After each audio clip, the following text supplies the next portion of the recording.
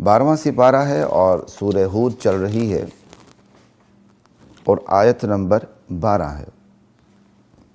12واں سپارہ اور آیت نمبر 12 سورہ ہود کی۔ فَلَعَلَّكَ تَارِكٌ بَعْضَ مَا يُوحَىٰ إِلَيْكَ وَضَائِقٌ بِهِ صَدْرُكَ أَن يَقُولُوا لَوْلَا أُنزِلَ عَلَيْهِ كَنزٌ أَوْ جَاءَ مَعَهُ مَلَكٌ۔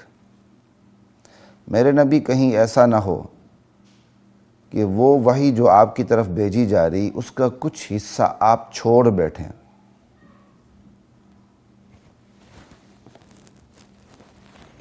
لا الہ الا اللہ۔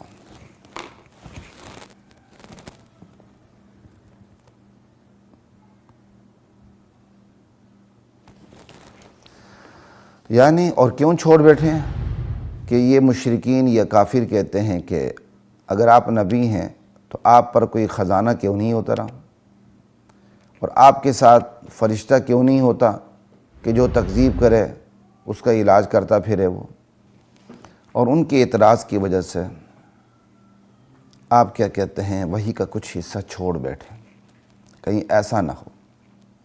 لا الہ الا اللہ۔ یعنی ان منکرین کافرین کی تکذیب کی وجہ سے اور استہزاء کی وجہ سے، اعتراضات کی وجہ سے آپ کہیں بعض احکام وحی کو چھوڑ نہ بیٹھیں، ان کی تبلیغ کو چھوڑ نہ بیٹھیں،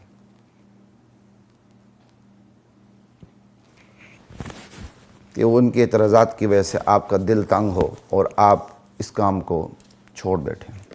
ایسا نہیں ہونا چاہیے۔ یہ نبی علیہ السلام کو اللہ تعالیٰ تسلی دے رہے ہیں۔ اب بعض ما یوحیٰ الیک، پوری وحی کے بارے میں نہیں کہا گیا کہ کہیں ایسا نہ ہو کہ آپ وحی کا کچھ حصہ چھوڑ بیٹھیں۔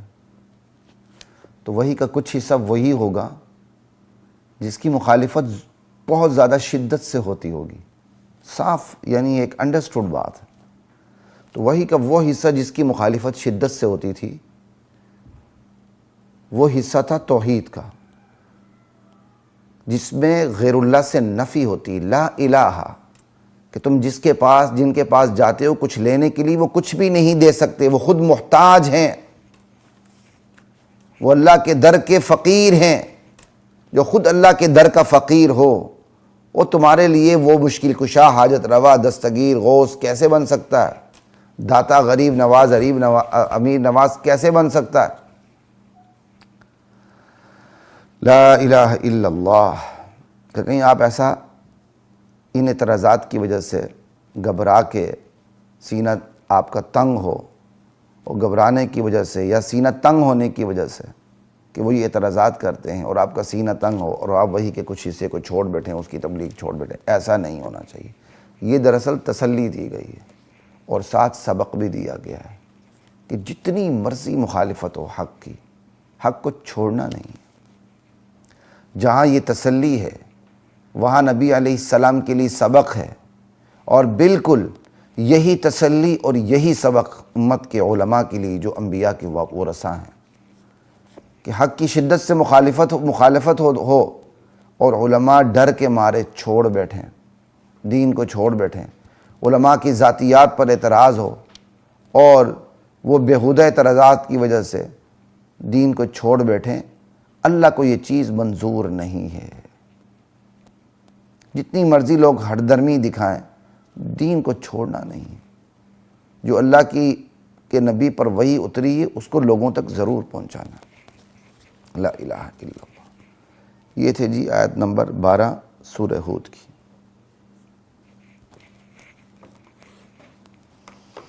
اللہ اکبر۔ اور آج ہم بہت کمزور ہیں، ہم اپنے مقتدیوں کے رویوں سے، نمازیوں کے رویوں سے، معتقدین متوسلین کے رویوں سے گھبرا جاتے ہیں۔ یہ آیت ہمیں گھبرانے نہیں دیتی۔ اصل یہاں ہے گھبرانا نہیں، اصل یہاں ہے گھبرانا نہیں، سمجھائے؟